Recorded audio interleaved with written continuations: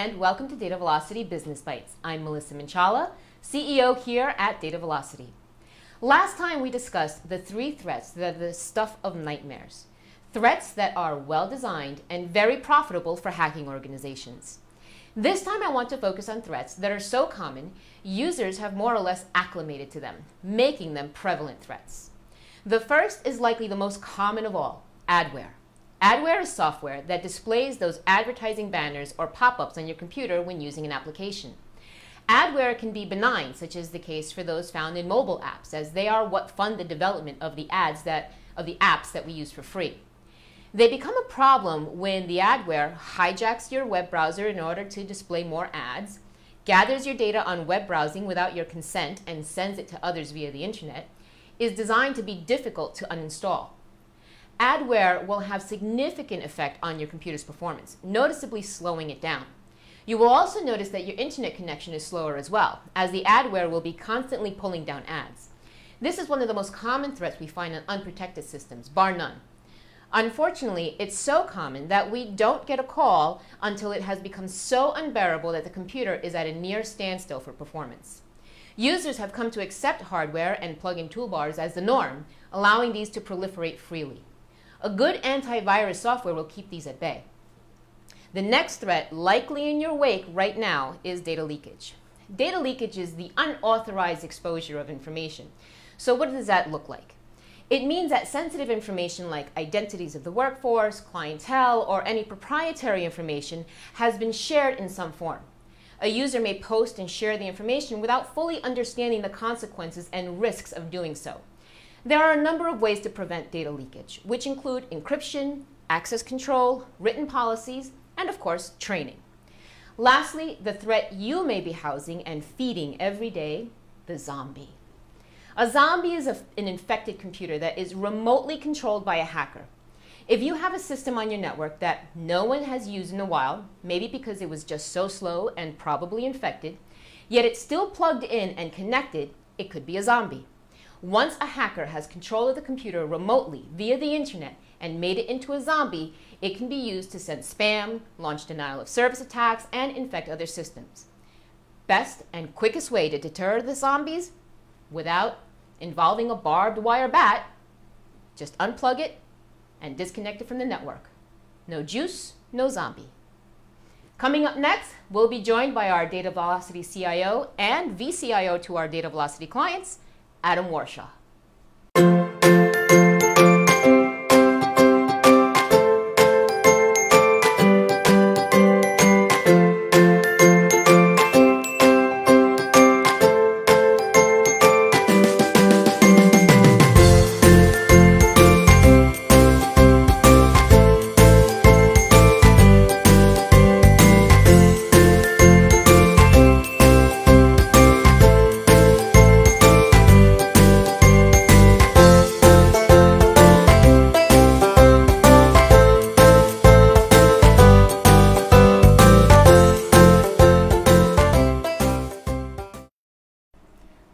Welcome back. I'm sitting here with Adam Warshaw, CIO of Data Velocity, VCIO for you. I'd like to ask you a couple of questions about some of the threats that I was talking about previously.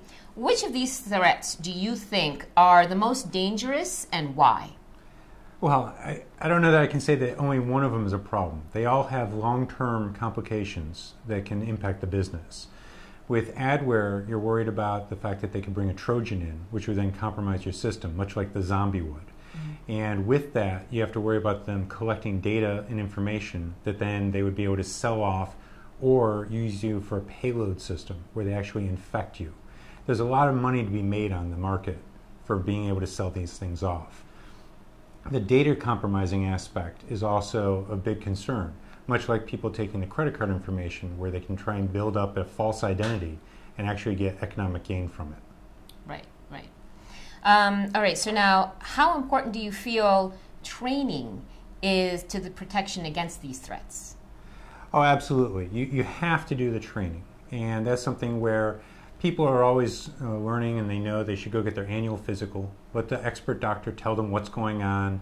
The doctor knows what's happening for health risks and things of that nature, so they know which shots you need to have for your own protection, you have to talk to a technology expert so that they can advise you and let you know what the threats are and make sure that your environment is protected from them. And training is just one aspect so that you're aware of how to protect yourself. Right, and with human error being the #1 cause, the prevailing cause of these threats becoming dangerous and really costing millions, if not the business, training, I think, is paramount. Wouldn't you agree? Definitely. Right. So what do you think is the best way to deal with a system that has been fully infected and possibly even been made into a zombie? Well, the first thing you have to do is you have to isolate it. Right? You want to make sure that that machine can't talk to anything anywhere on your network. You have to assume that it already took some information, but you want to keep it from getting anything more. Now, once you have it isolated, before you just immediately throw it into the garbage bin or set it on fire, you want to actually take a look because you want to know what was on there so you can find out if it's spread or if you have to worry about other areas of your network. So with the isolation, you're going to run the scans. If you're worried about legal liability or confidential information, you're going to want to make a full image backup so that you have it to refer to.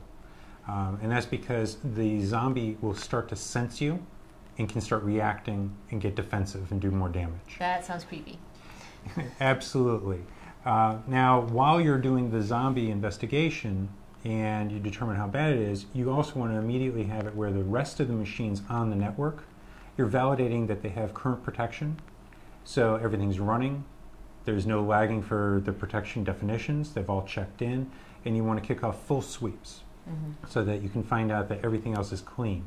If anything comes back with a bad report or shows that it wasn't running at the time you did the check, you want to go check on that to make sure it wasn't already compromised, and another point of concern.